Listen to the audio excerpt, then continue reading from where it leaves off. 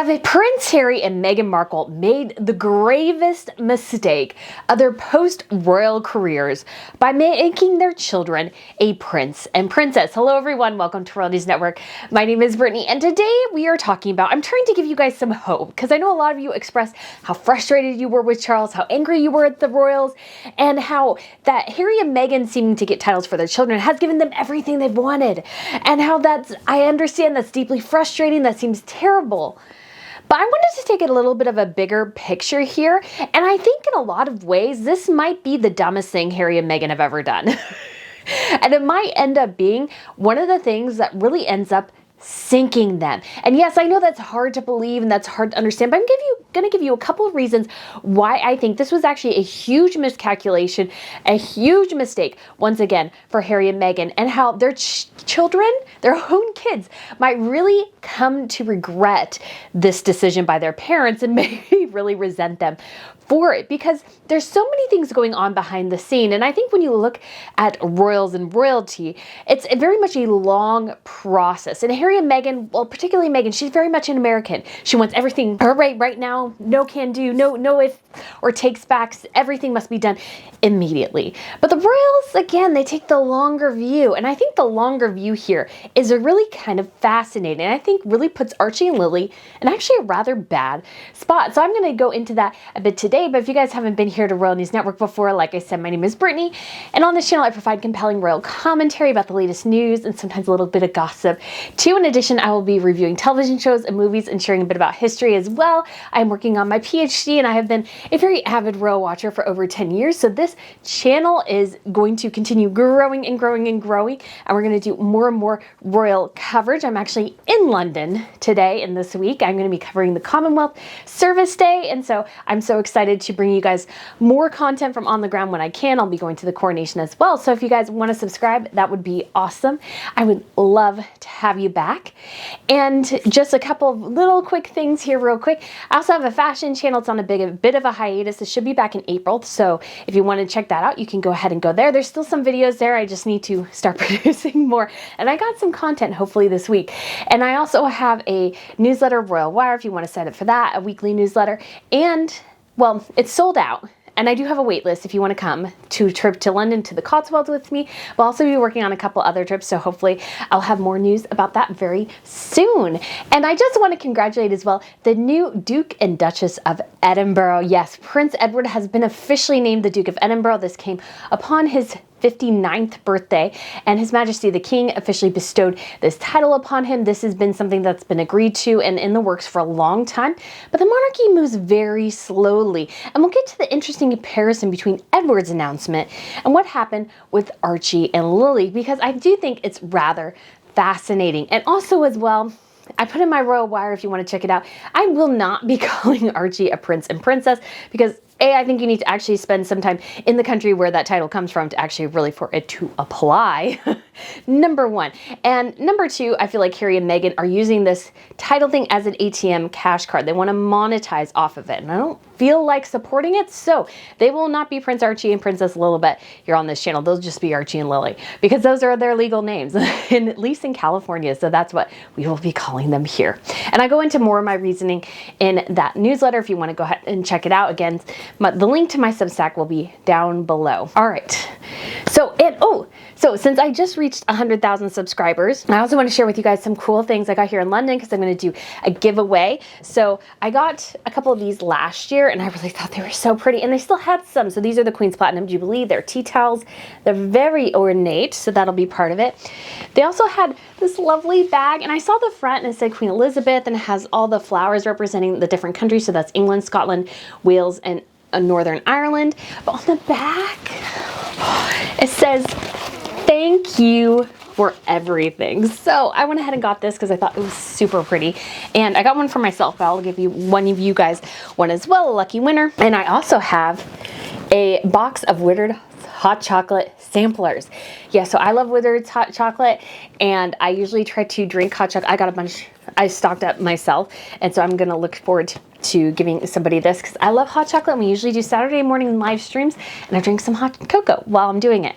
Right now it's been Starbucks for a while, but I'm excited to get my Whittered's back because it's so good. All right, guys. So I know, again, the frustration level with this whole Archie and Lily thing has been over the top. And I get it, because I think even my reaction was kind of visceral, like, how did this happen? Why didn't the monarchy, why didn't Charles handle this better? And I will say I want to say that there are two things that can be true simultaneously. Number one, I think the palace can be caught completely off guard by Harry and Meghan's announcement, the timing of it, because Harry and Meghan did not tell them, because Harry and Meghan want to be these rogues out in the distance. And yet at the same time, I also think that the monarchy knew perhaps that this was maybe coming sometime in the future and wanted to actually maybe even have a nice little intro on their website or social media about it. And instead, Harry and Meghan have to barge through and go through people. And I think that makes them look rather terrible. And I think in the public perception, nobody is seemingly very excited or happy about this, except for the people who are already happy and excited about this. So at least the Daily Mirror came out with a poll, and I took it again, most recent was 88% said no, they're not working royals, they don't need a title. The first one, when I initially took it was 90%, so it's touched a smidge over into the more, but like 2%. So there's not a lot of general support. So why did Harry and Meghan do this? And why is this a massive mistake? So number one way to look at this, and I think this is a decent amount, is Charles does want to have a relationship with his grandchildren, and he doesn't want to punish them for the sins of their parents. And yes, I think caging in Meghan Markle is a good idea, but I also understand Charles going, I want these kids to know if they want to come to the UK and explore their heritage, if they want to perhaps separate a bit from their parents, there is an avenue to go through. Now, will they be working royals? Probably not. Will William ever probably totally trust them? Not really, at least if they're having a relationship with Meghan Markle, I don't think he'll totally trust them. But the kids have an avenue back. And I think it does also protect Charles and the institution as well, because they can say, well, if their titles are pulled somewhere down the line, perhaps it's William going, you know what, we've decided that since they're not here, they have no role, yada, yada, yada, and I'm king, I want to eliminate the extra titles more, so we're going to downgrade them back to the Earl of Dumbarton and Lady Lilibet. And if Harry and Meghan complain, William can go, well, we gave it to you. You're the one who said you wanted titles for your kid. No wing, that we could pull them at any point if we wanted to. And you went ahead and did it, so the fault's on you. I think you could play it that way, and you could say publicly, we had an agreement. We told them at some point we may have to pull the titles, we may amend the letters of patent. And so they gave their kids titles knowing that this could happen at some point, and they set their kids up for failure. Because at the end of the day, I think Harry and Meghan set their own children up for failure in this. They didn't need the titles. They can't even really use them in California. Although I'm sure, absolutely positive, as soon as the Queen died, Meghan immediately called her children and started calling them Prince Archie and Princess Lilibet. I bet you 100% that happened. So I think Meghan is more invested in this probably than Harry is, to a certain extent. Harry does see it as their birthright and everything, but Meghan sees it as a way to make money, to set them up for the future, because, you know, they're going to be a prince and princess, and that means so much. Well, it's like, well, honey, ask the York sisters how beneficial the princess title has been, and I can almost guarantee you they'll probably say to a certain extent, well, not so much, because people don't know what to call you, people don't know how to react around you. I think they'll find, really, at the end of the day, that having the title is pointless, except for brag factors, but there's a lot of princes and princesses out there. And you look at somebody like Charlotte Katsiragi, she doesn't have a title, but do people pay a lot of attention to her? Yeah, because her mother is Princess Caroline and her grandmother is Grace Kelly. So, and she very much looks like her mother. And I think like Grace in a lot of ways, although her coloring's different because she has very dark hair, and Grace obviously had blonde hair, but I think the sharp bone structure and everything very much is reminiscent. And so I think that gives her a level up, because she is connected to this dynasty, and her title didn't matter in terms of getting jobs and money. It actually probably made it a bit easier, because nobody has to worry about offending the crown. Nobody has to worry about the stipulations of being in a monarchy, which Archie and Lily probably will, and they'll probably be over their head for the rest of their life. Well, if you do X, we may do Y. And so it connects them to the institution in a way that probably really doesn't benefit them at all. It benefits perhaps Harry and Meghan in terms of monetizing, maybe, but will it really be all that helpful to the kids? Probably not, but Charles again wants them to have an avenue back, to know that the royal family to a certain extent did fight for them, because he knows that Meghan especially is probably spending a whole bunch of lies to her children, and Harry's deluded enough to repeat the same thing. So this gives Charles an opportunity to let his grandkids know in his own way that yes, he does love them. He wants them to have access to the royals, to the monarchy, even though their parents are denying them that. And number two, I think it's pretty tacky, and I think everybody thinks it's pretty tacky for Harry and Meghan to declare this without really going through the royals. And I think that puts a bad stink in everybody's mouth. You're all thinking, you went through People magazine for this? Really? Really? Did you really have to go through People? Couldn't you have like worked with the palace? So again, it highlights the separation between the two camps, and it makes Harry and Meghan look like the aggressors, whereas the monarchy is just trying to placate them. And yes, that could look bad and that could make them look weak in a way, but it also says they're trying to do the best thing they can, and Harry and Meghan at every single turn try to make their lives worse, more difficult.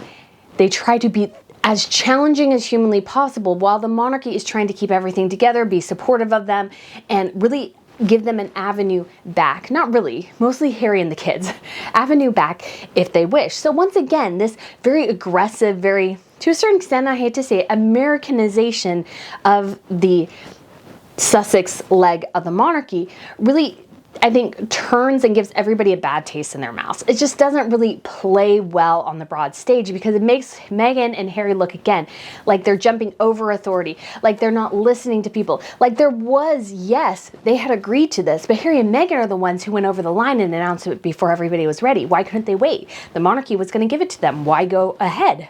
Couldn't they just wait? And that's the thing. Again, you could have just waited and perhaps the monarchy would confirm it. But no, you had to jump, go through People magazine, which is kind of lowbrow, to do all this instead of waiting for the palace official exposure.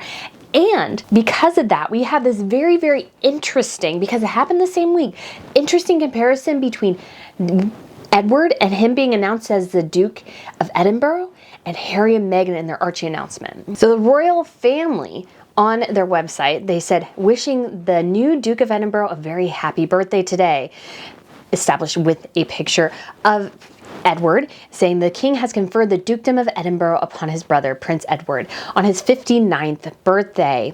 And then we go up earlier here, and Sophie and Edward did a joint engagement in Edinburgh for the first time as the Duke and Duchess. And go ahead and take a listen here to Edward saying, for the first time, the Duchess of Edinburgh. It's very cute about his wife. Thank you very much indeed for welcoming us to Edinburgh today on indeed a very special and for a slightly overwhelming day for now my wife and Duchess.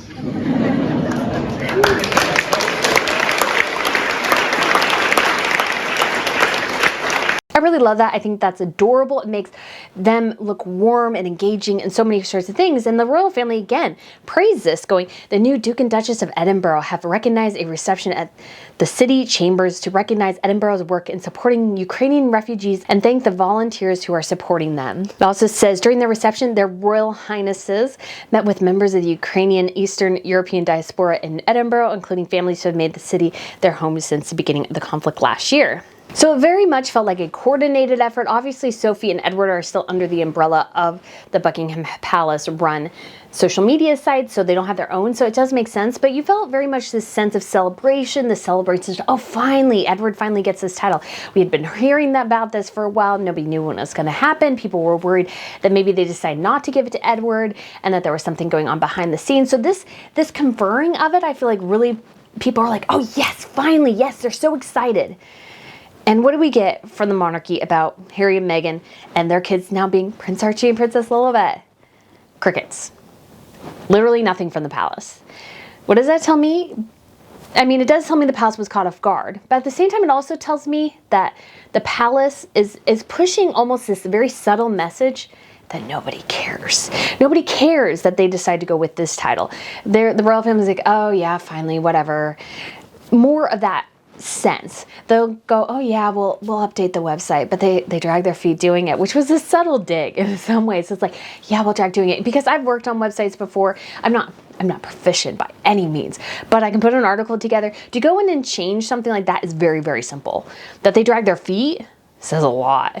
says a lot. And what did they do with Edward? They changed his immediately. As soon as they made the announcement, the change was on the website. James was now the Earl of Wessex instead of just being Viscount Severin. And so it was just very, very fascinating comparison between the two narratives. And I think really goes to show that there was an avenue for Harry and Meghan to use that perhaps would have been celebratory, telling the world, hey, we've decided this, we just think it's great. But no, Harry and Meghan have to be the ones who tell us, and they have to give the explanation, and they have to defend their changing of the titles.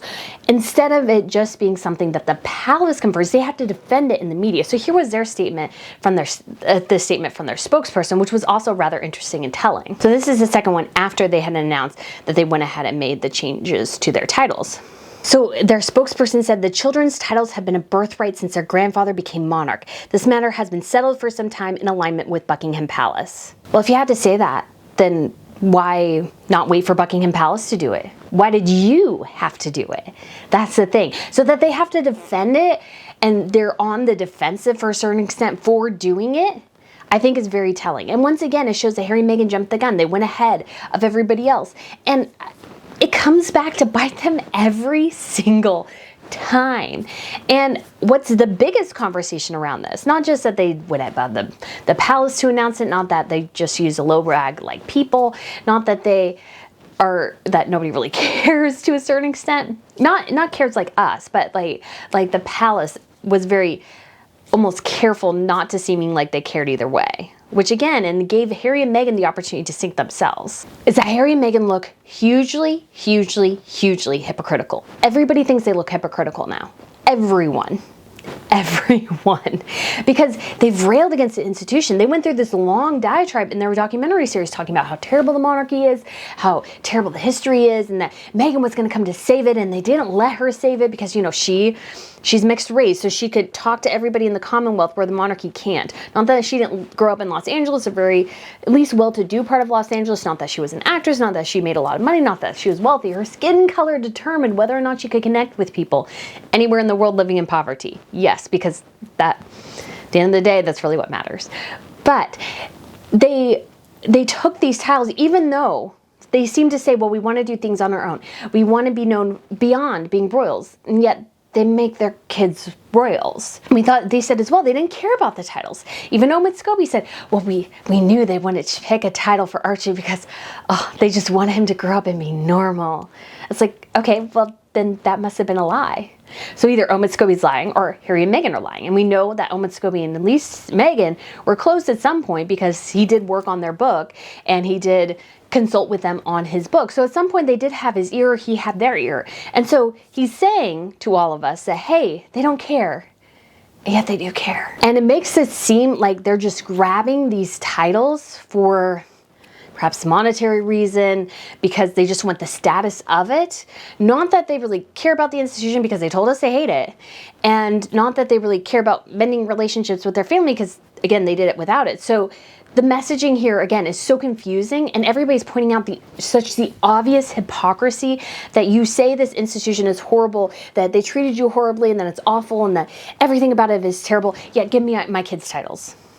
You can't have that narrative. This is why their PR is so terrible, because they constantly bombard it with their own stupid decisions. And this is one of them. And so, again, this just does not work in the slightest.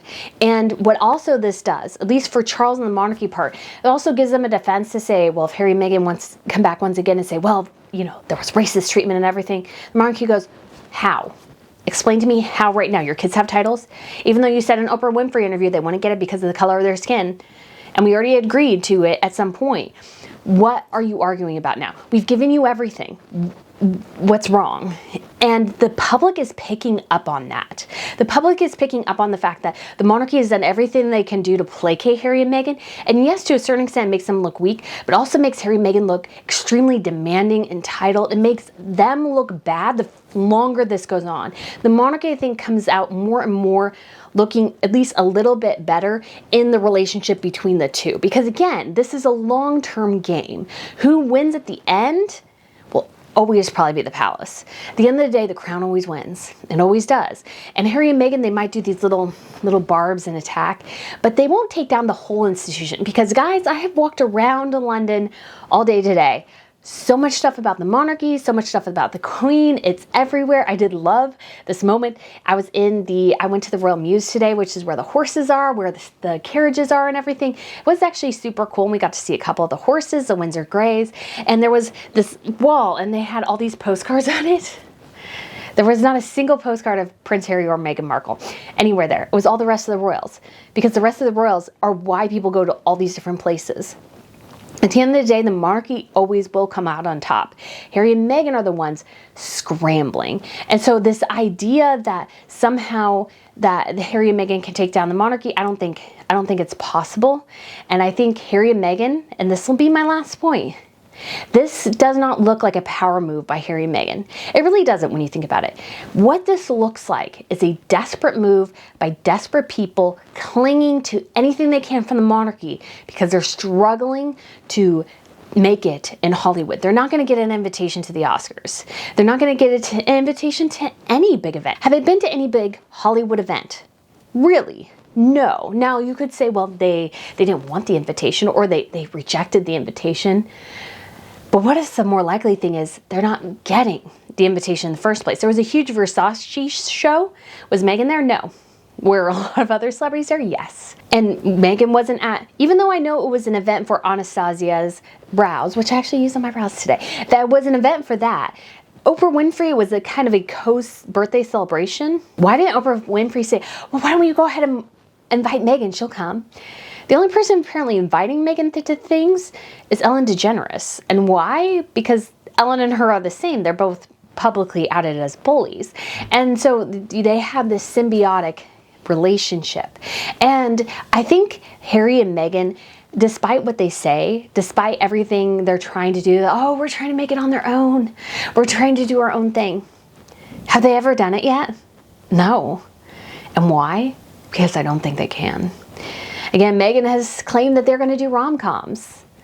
But can she do rom-coms? That's a huge question. I'm sure Netflix has asked her that too. Can you do a rom-com? And I'm sure she's like, yes, because she talks a good game.